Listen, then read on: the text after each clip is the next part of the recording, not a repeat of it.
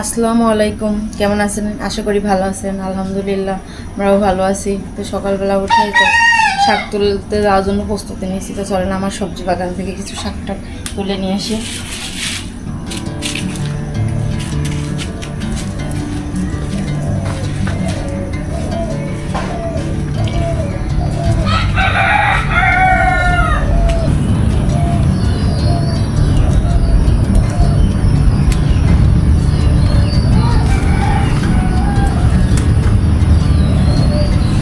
এই শাকগুলো লাগানো হয়েছিল, এগুলো এখন তুলবো ভাজি করার জন্য।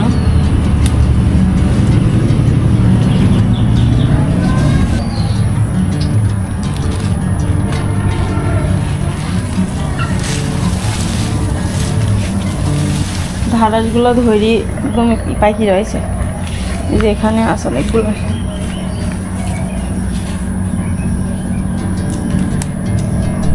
বের হয়।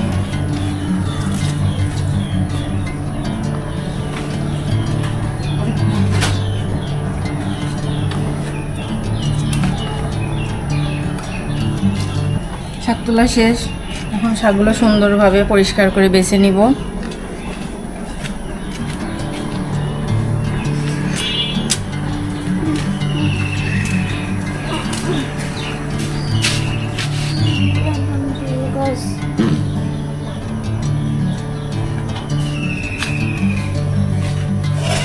শাক ভাজি করবো আর ছেলে মেয়ে গোশ খাবে, সেজন্য ফ্রিজ থেকে গোশ বের করে নিয়ে আসলাম। এখন গোশটাকে ভিজাতে দিতে হবে।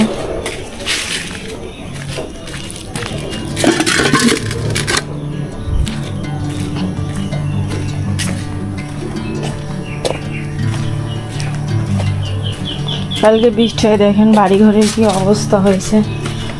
আমার এখানে তো প্রচণ্ড পরিমাণে বৃষ্টি হয়েছে।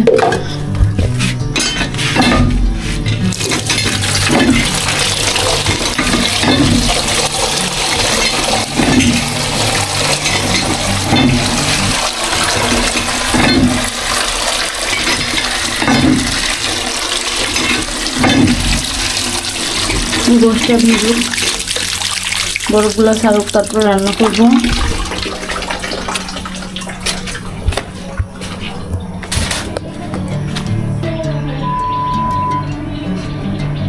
দেখেন এখানে আমি সব কিছু কেটে বেছে পরিষ্কার করে নিয়েছি, শাকটাও বেছে ভালোভাবে পরিষ্কার করে ধুয়ে নিয়েছি এখানে। এখন আমি শাকটা দিয়ে দেবো চুলার উপরে।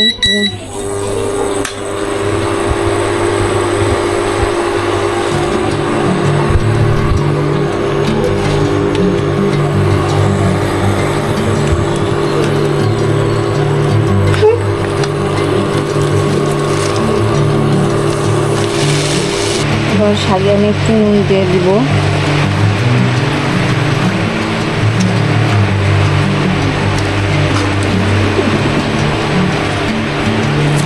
শাকটা ভালো করে সিদ্ধ হোক, ততক্ষণ আমি একটু গোশের জন্য বেটে নিব। তো এখানে দেখেন সব কিছু কাটাকাটি হয়ে গেছে, মশলাও নিয়ে নিয়েছি। এই যে গোশটাও আমার বরফটা ছেড়ে গেছে, এখানে ধুয়ে রেখেছি। তো এবার আমি বাটা ঘষাটাও করে নেব।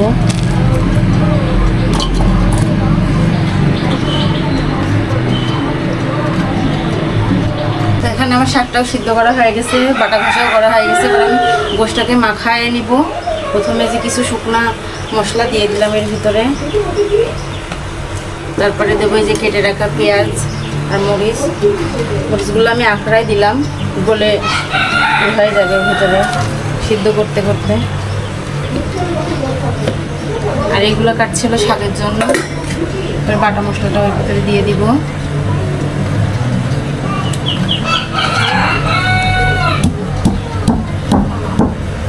আর এই যে কালো এলাচটা এর ভিতরে। এটা কি করবা? এটা রান্না ঘন্ট হবে, আর রান্না হবে মাছ দিয়ে। এবার কাঁচা হলুদ দিয়ে দিব ওর ভিতরে।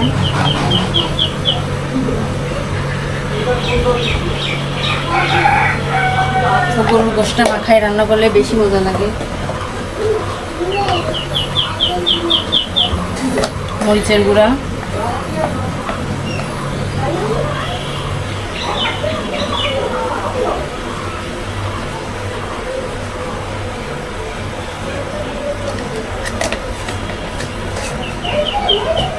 এবার দিব নুন,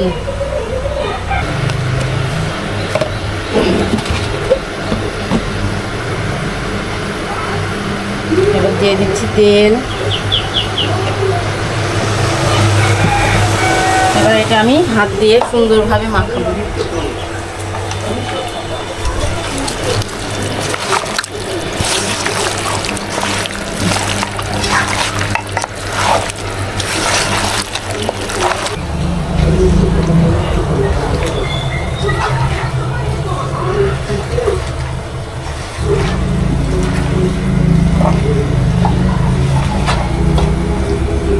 আমার মাখানো হয়ে গেছে। এইভাবে আমি কিছুক্ষণ রেখে দেবো।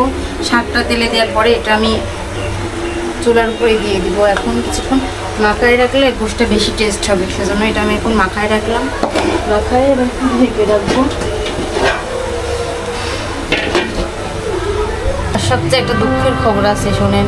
আমার যে 3টা হাঁসের বাচ্চা কিনছিলাম, কালকে বেজে আসি 2টা বাচ্চা নিয়ে চলে গেছে। আরও একলা একলা দেখেন কি অবস্থা। বাচ্চাটা কেমন একলা পড়ে গেছে দেখছেন, কেমনটা লাগে। তাহলে কি করা উচিত বেজিক আপনারাই বলেন। এত কষ্ট করে ধরে এতদিন ধরে বসছি, তারপরে আবার কালকে নিয়ে চলে গেছে। এই ভিতরে ঢেকে রাখছি, ওর ভিতরটি টাইনি বের করি, তারপরে নিয়ে গেছি। তো আমার শাকটাও হয়ে গেছে, ওর শাকটা আমি তেলে দিব।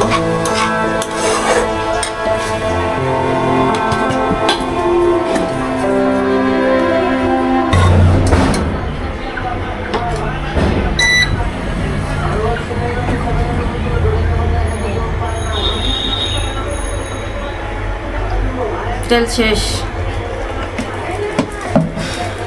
এর ভিতরে কিছুটা আমি শুকনো মরিচ এখানে কেটে রাখছি, এটা তেলের ভিতরে দিয়ে দিব। শাকে শুকনো মরিচ না দিলে ভালো লাগে না, সুন্দর একটা ঘ্রাণ আসে।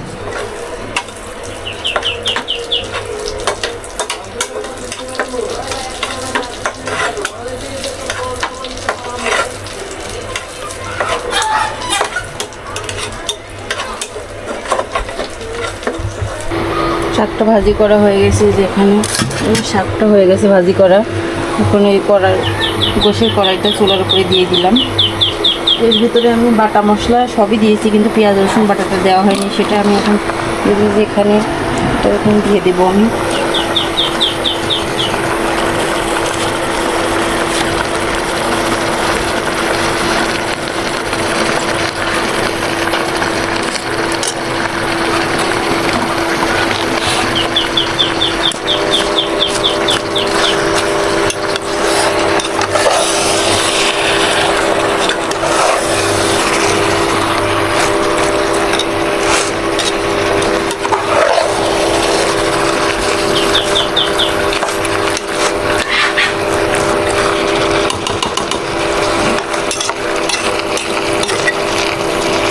এবার আমি ঢাকনা দিয়ে ঢেকে দিব। দেখেন, কালকেও ছিল 3টা বাচ্চা, আজকে একা খালি চেঁচা করছে। এই যে ওই বাচ্চাটার ওই যে এই জায়গায় একটু লাগছে, দেখছেন কি পরিমাণে ভয়ে আছে। গুলো, ওর নাম আমি দিয়েছি গুলু। দেখেন একলা তো খালি মানে ডাকছে। 3জন ছিল, এখন একলা। কালকে আমি খাবার দিয়ে ঘরে আসছি, ঘরে আসার পরে বাইরে যাই দেখছি একটা বাইরে পড়ে মরে আছে, আর একটা হয়তো বা নিয়ে চলে গেছে। কি আর করা, আমার এই সব বাচ্চা মানে আমার খুবই ভালো লাগে। আমি শখ করে 2-3টা বাচ্চা কিনছিলাম। এর আগে কখনো এই হাঁস আমি পুষি নাই। দেখেন খুব ভয়ে আছে, অনেকটা বড়ও হয়ে গেছে। দেখেন কেমন করছে, একলা তো, খালি একলা আছে। খাবার টাবার সব এখানে ভাবছি একে আর এর বোনের ভিতরে রাখবো। তো আমার খুবই কষ্ট লাগছে, খারাপ লাগছে, কারণ আমার এইসব হাঁসের মুরগির বাচ্চা আমার খুবই ভালো লাগে। আর আমার খুবই, দেখেন কতটা ভয় পাচ্ছে। না ভয় পাচ্ছে। এই যে হালকা ওই যে পাখার ওই জায়গাটা একটু আঘাত লাগছে, সেই জায়গায় আমি একটু হলুদ লাগাই দিয়েছি। হলুদ দিয়ে সরিষার তেল দিয়ে লাগাই দিয়েছি ওই জায়গাটাই। তো একলা দেখেন, সে খুবই বোর হচ্ছে।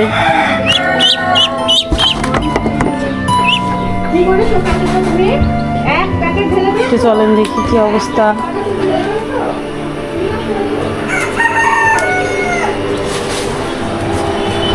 ওইখানে গোসিন থেকে পানি ছাড়া শুরু হয়ে গেছে, চড়া করে দিই।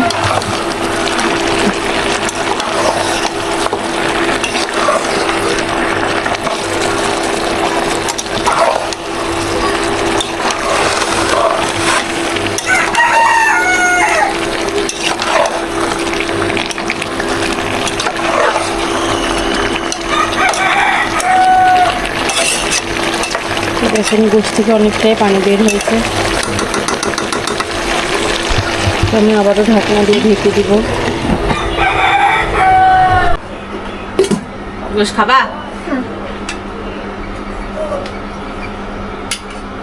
খাইছে?